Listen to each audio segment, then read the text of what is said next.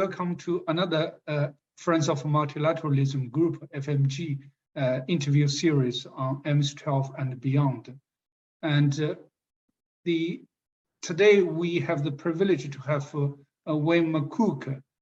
He is right now Assistant Secretary General, Single Market and Trade of CARICOM, the Caribbean Community.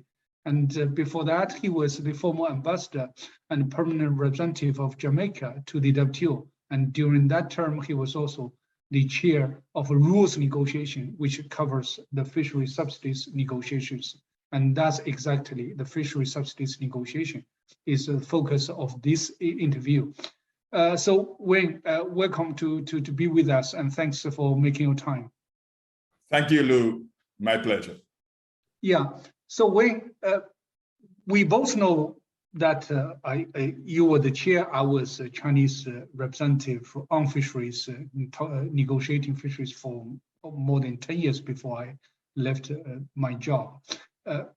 I was joking the other day when the MC12 really announced its outcome on fisheries negotiations.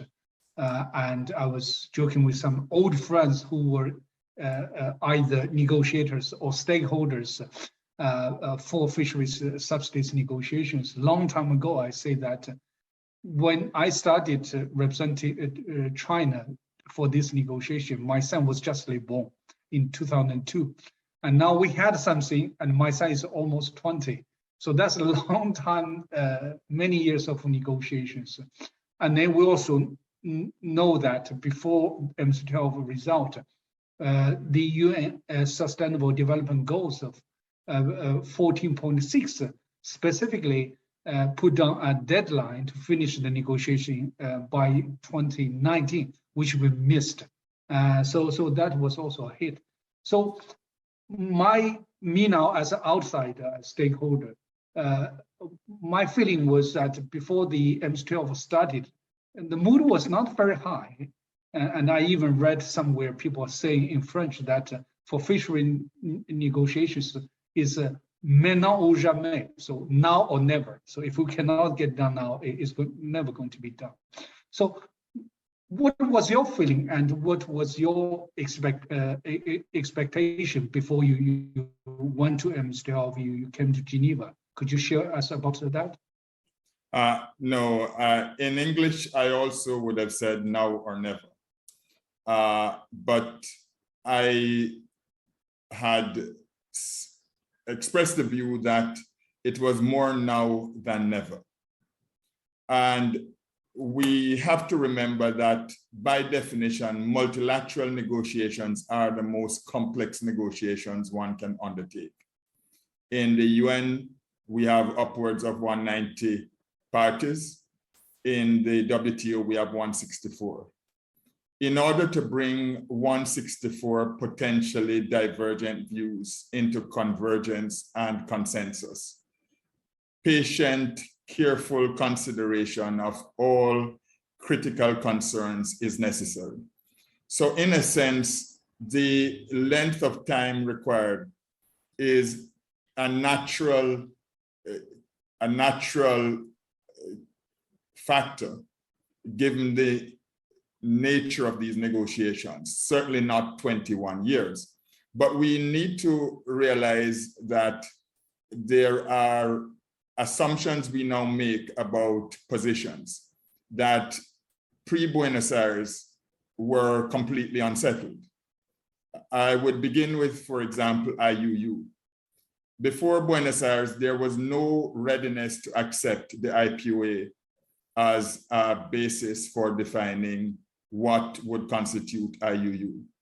There was no readiness to accept determinations by some of the actors, such as coastal states. All of these were contested because different members had different concerns about what these things would mean. There was also no readiness to defer to RFMO and RFMA. There were many discussions about whether indeed the findings and decisions of RFMOs could be relied upon in a WTO which had a dispute settlement feature to the treatment of its agreements. So with all of these things unsettled, the key point at Buenos Aires was to set the basis for real work. And you would recall that decision incorporated into the WTO's ministerial mandate the key elements of 14.6.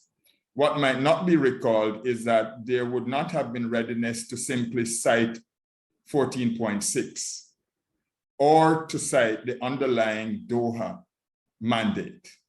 So the language of Buenos Aires was a clear direction to members to negotiate on the key elements of subsidies and sustainability without becoming enmeshed in any of the political issues that might have been of concern to members then. These are not concerns that appear to persist. And members, I think, willingly accept that the SDG mandate or the SDG standard is the reference point against which members should work. But all of this took time to evolve. The other thing is the approach taken post Buenos Aires to go from beginning to end, so to speak. And the process that Chair Ambassador Zapata undertook with incubators and facilitators allowed each aspect of the underlying inputs for the negotiated outcome to be thrashed out thoroughly, and even new concepts to be, or new old concepts to be reintroduced, examined, and in some cases set aside, like capping. So in this period, I think much credit has to be given to the intensity of work of members in addressing each of the elements. Interestingly, OCOF, overcapacity, overfishing, had always been regarded as the most difficult, even though it could be the most effective. Indeed, one negotiator had said that to use an effects-based approach to OCOF would be fiendishly difficult, and he was proven right. Fast forward to, I think, the completion of the facilitators' work, which I followed from a distance, but with great admiration. The ingredients for a chair's text were laid up through a very deliberate member-engaged process. And so when Ambassador Wills, as chair, took the pen in November, I think he did so judiciously and at a time when the elements were aligned as best they could, not perfectly, but sufficiently. And it's that chair's text that I think created the foundation on which an outcome could have been built, because it effectively isolated and put together the key elements in very well delineated parts. And I will come back to that because I think it will have been important in shaping the ways in which an outcome could be delivered in the face of some challenges at this ministerial. So I would probably rest there in terms of the background, in that the shaping of the text put before members clear sets, clear pathways to delivery on each of the three key areas: IUU, overfish stock, and overfishing and overcapacity. And then within that, to deliberate where their sensitivities could be addressed, where their ambition could be secured, and to strike the balance that is necessary for an agreed outcome. Thank you, Wayne. So, which means that some progress has been made. So there's a basis to move further, hopefully for outcome. But a lot of challenges, as you said, key three areas, and were not yet resolved. And with a lot of brackets, if we could look at the chair text, but let's compare, let's go a step further. If we compare the outcome document of MC12 to the chair's text disclosed in June this year, a few days before MC12, we did see that one key area, IUU, it was well down there. We saw something on LDC and technical assistance, on transparency, institutional arrangements, and even dispute settlement. But the other two key parts were not there. So subsidies contributing to overcapacity and overfishing, so OCOF, and also flexibilities for developed countries. So how do we define special and differential treatment? Those were not there. And those actually, as you say, that those were need to be effective disciplines so as to contribute to preservation of the fishery resources, said by many FAO and others, overexploited and which will be a risk for the future generations. So compare the two documents is a step further forward with some progress, but a lot are not there. So after you came out of the MC12 negotiating room, on your way back, when you were reflecting about the whole process, everything and the result, what was your evaluation about the result, and how did you like it and you don't like it? In multilateralism, you have to be practical. Consensus is arrived when there's convergence among different members. And at the end of the day, your outcome must relate to what the traffic can bear. So for me, it was more a question of finally, the glass may not be full, but I'm not regarding it as half empty. I would rather look upwards from the glass being half full. And if you look at what is covered in IUU and overfish stock, IUU, those disciplines suggest that the only subsidization that should take place is subsidies for fishing that is regulated and that is legal. And further in the text, it addresses issues of scope, geographic that is. And in that regard, the outlawing of subsidies to fishing on the unregulated high seas takes out of the equation fishing that by definition would neither be regulated nor legalized. So in that context, I think that if you were to be simplistic about it, you would say that all subsidized fishing would be sustainable fishing. On paper, one could say so. In practice, I think we know different. But I think we need to recognize the value in what is essentially a restatement of obligations that members are already committed to undertaking, but without the added benefit of the ability to discipline subsidies related to them.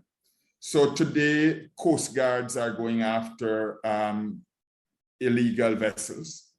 Regulators are going after breaches of regulation with the tools that they have.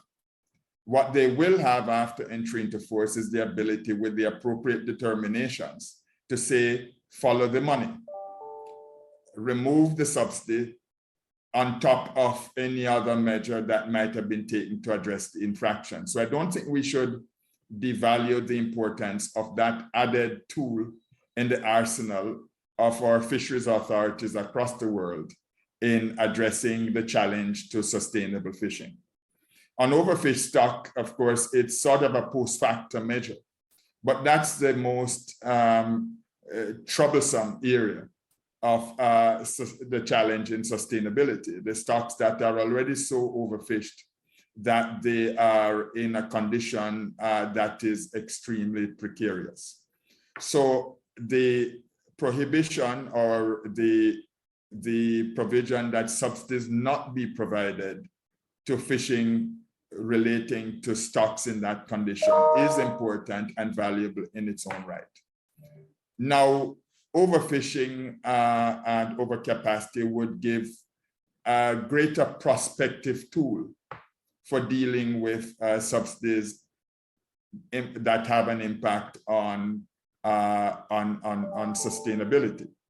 At its simplest, simply saying that the kinds of subsidies that would expand fleets, expand capacity and effort, which then leads to greater fishing than is currently taking place. That would be a simple and straightforward tool to address the heaviest burden of sustainability for fishing.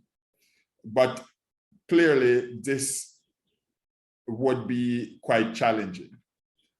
We know that one response to that was to consider Article 511, which then counterbalanced an obligation to address these kinds of subsidies in the context of measures taken on the other side to ensure continued resuscitation and sustainability of fish stocks. So you basically had a balancing act, whereas some with the highest levels of ambition may have wanted a simple, straightforward approach to say, don't do it.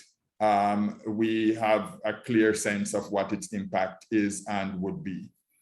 The other side of that is ensuring that developing countries are not stopped in their tracks in the ability to subsidize and build up their own capacities. In some cases, they would have been under capacity in their own fisheries and in respect of their own access to fishing in RFMOs, etc. So the ability for developing countries, small and larger, to have room to grow would have to be taken into account in a context in which they historically would not have been main subsidizers. So special and differential treatment in this context is not so much a concession as a balance. And so I think negotiating the balance between necessary special and differential treatment to allow for equity in future fisheries capacity development would have been a challenging but necessary and important undertaking. The other aspect of special and differential treatment would have been to address the necessities of ongoing support for vulnerable communities, because in many countries where fishing, while done on a commercial basis, in some cases it's near to subsistence conditions, and those require careful consideration in terms of preserving the capacity of those members to give support without falling afoul of any obligation they might take in an agreement. Thank you, Wayne. Just to quickly pick out a few things you said, that on one hand, we have something good on paper and to support sustainability and preservation for fishery resources. And also you say that there will be people, coast guards and regulators to make sure that this is also done in practice. And I noticed that in the outcome document, not only the national measures, as you said, but here in the WTO multilateral arrangements with the new Committee on Fishery Subsidies and also the dispute settlement. So members will collectively oversee the implementation of this even temporary agreement, or hopefully a final agreement in the next few years, to make sure that what is on the paper will also be done on practice. So that's a very nice thing. The second thing you said is very important, is that on special and differential treatment, developing countries, that there's a need to help allow members to build up their capacity and to allow for equity, and as well as to support the vulnerable community.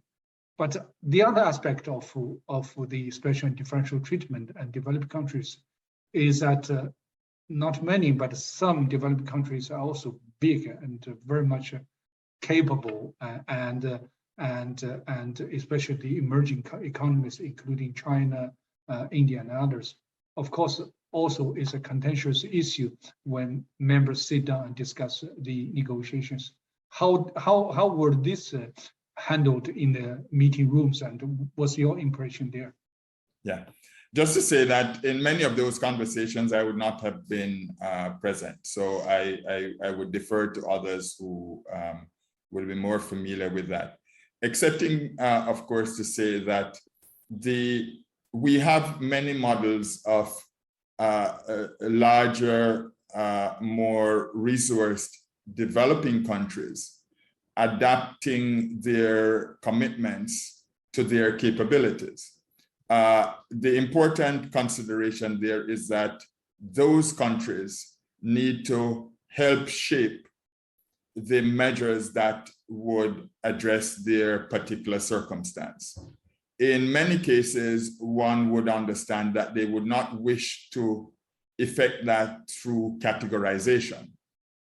But we know from TFA, for example, that there are practical ways in which these have been addressed with certain confidence building efforts or provisions attached to that particular situation. So I think in respect of major or larger developing countries, there is room for a particular conversation about how to address their circumstances, but it has to be carefully nuanced, and their views would have to be given proper weight.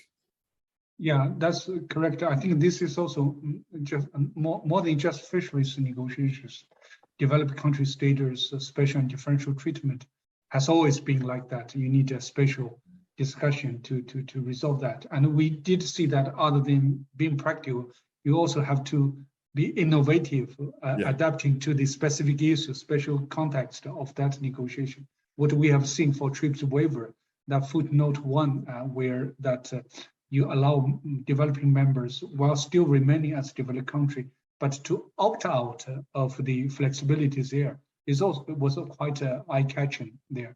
So I hope that the negotiators could continue that spirit and really find a pragmatic and innovative way out of this. Yeah.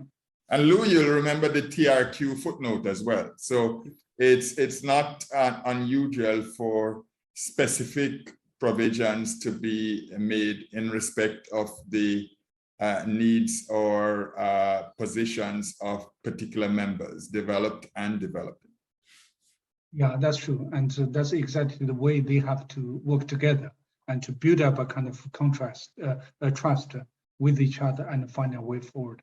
So the other thing is that as we are discussing, we see more clearly now that this is a half-cooked meal, and a lot of things need to happen in the future.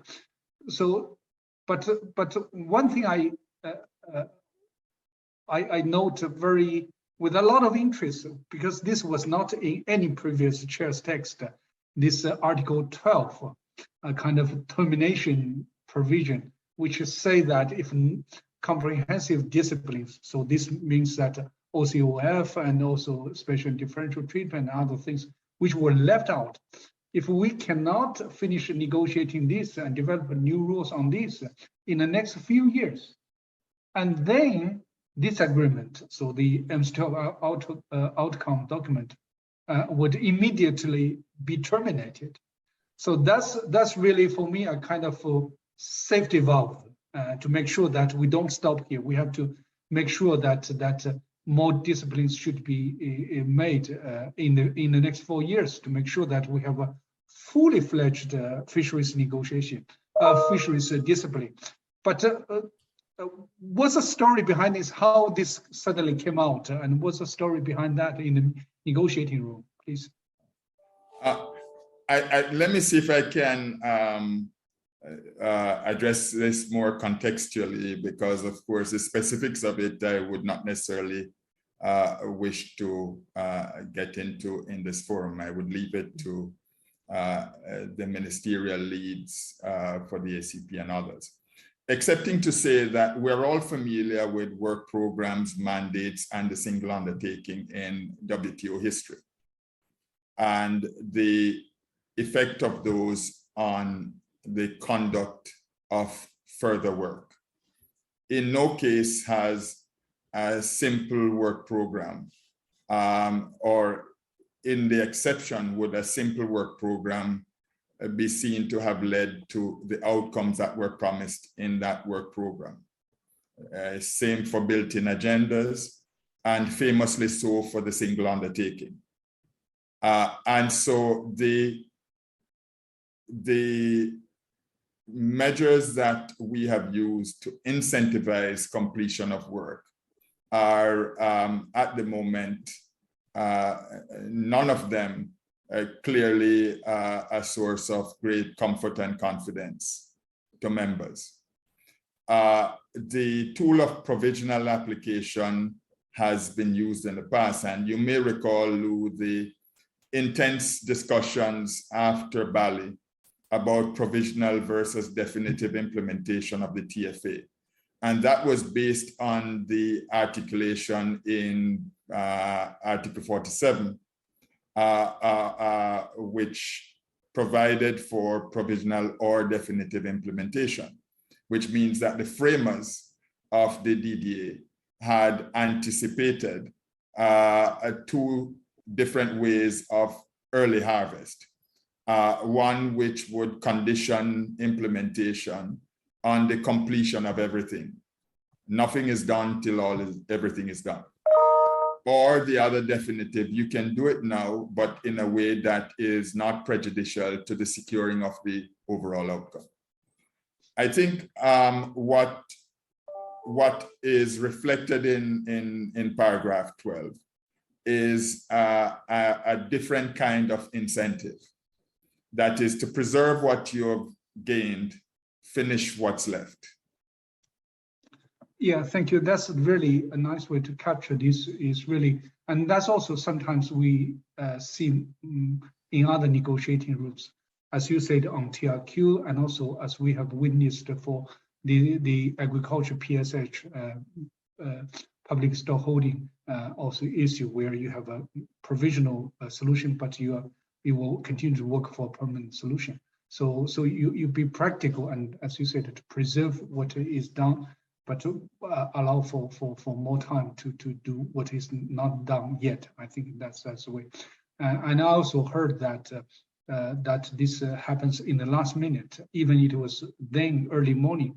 But I mean, SCP, others negotiators together with the major players were sitting together trying to resolve this and develop this. So I think I like the way it is done, and also, I mean, as you said, you have to incentivize the negotiators to continue to work. Otherwise, probably I need to wait until my son is 40 years old when this is done, which is definitely not the case.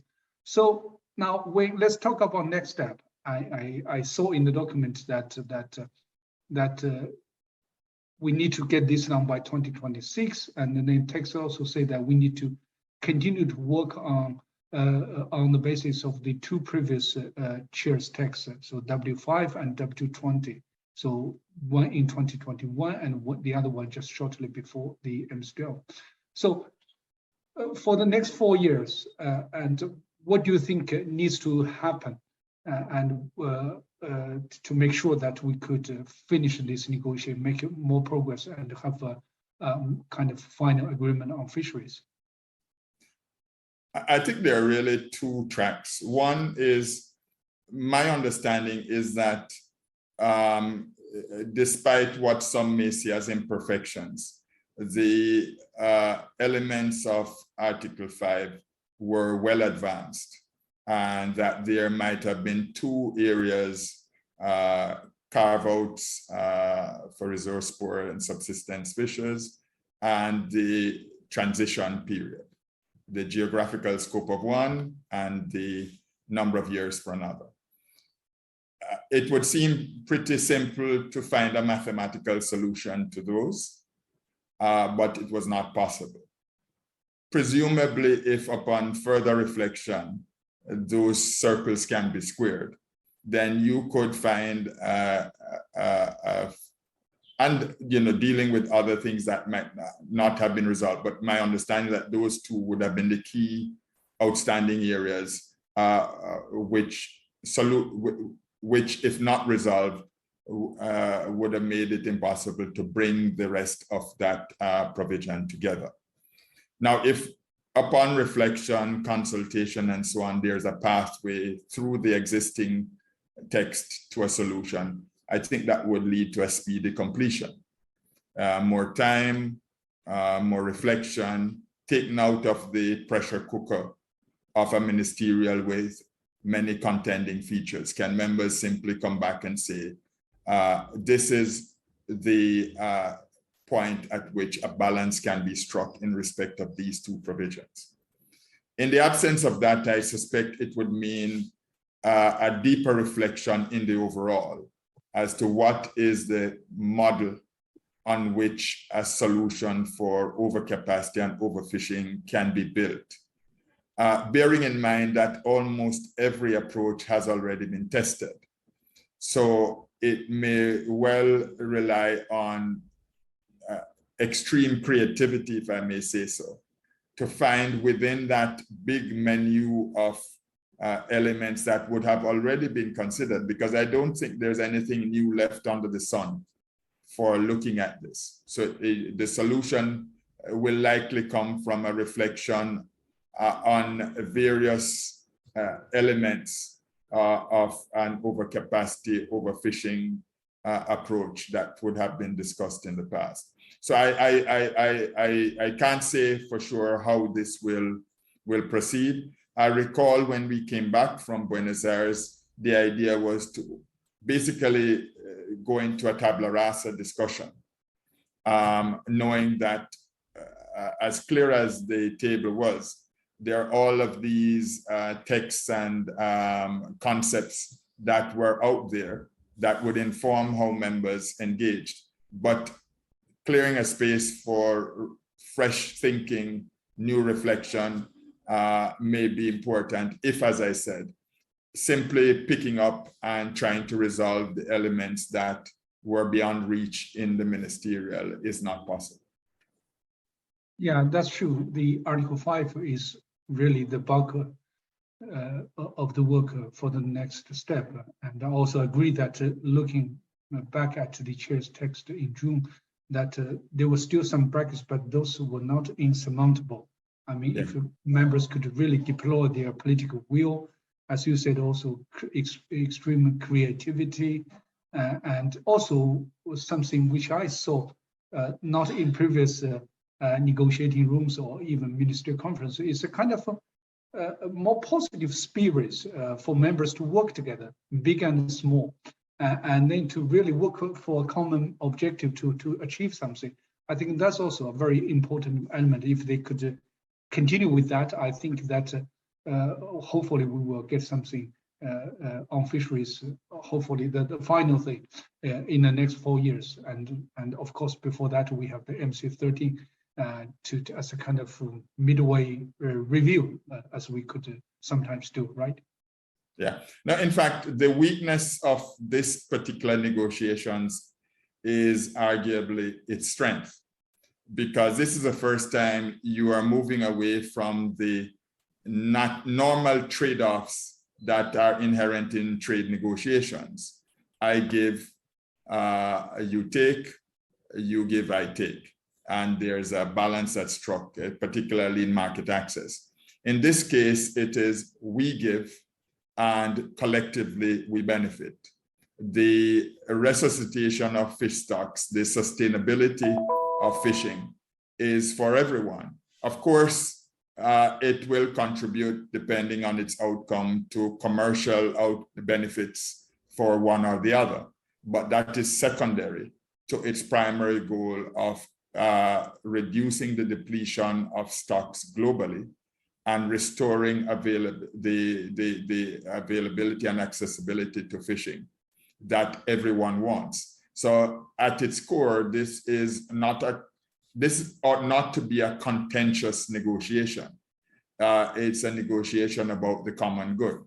But you know that once you step away from that big picture, broad concept, you then get into the weeds, and yes, there is going to be contests here and there, and how you manage that will be critical. But I think what we have seen, certainly in looking at the outcomes for overfishing, overfish stock and IUU, is that where there is a basis for harvesting that convergence and common interest, it can be taken.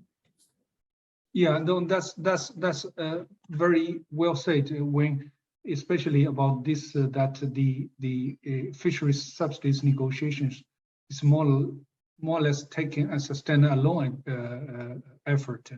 And I also saw that that DG at the last minute also tabled a paper with some key questions on fisheries subsidies. She did boldly ask whether the minister could accept the fisheries as a standalone agreement instead of getting their hands tied with the previous tactics of trade-off, linking this to that and that. So which is very, very nice. I think that given the broad picture, the sustainability challenges ahead for us, that we really need to bear in mind that big picture instead of kind of a narrow national interests or even trying to trade off with others. So thanks a lot, Wayne. But the last thing would be that we have 4 years ahead to continue the negotiation. In between, we have MC13, which will step in. And what would be your last message as insight and of this important negotiation to the ministers, the negotiators, the ambassadors for the next step of the work? Listen to each other. That's true. Okay, listen to each other and understand each other. I would exactly. Say, yeah, I do that. Okay, with that, I thank you very much, Wayne, for this excellent interview and also sharing with us so many insights. And thanks to the audience for being with us. And we look forward to probably later this year to more kind of a panel discussion to go deeper into some of the specificity of this outcome and the next step of work. So thank you very much, Wayne. Thank you, Lou, and all the very best to colleagues in the FMG. Okay, thank you. Bye-bye.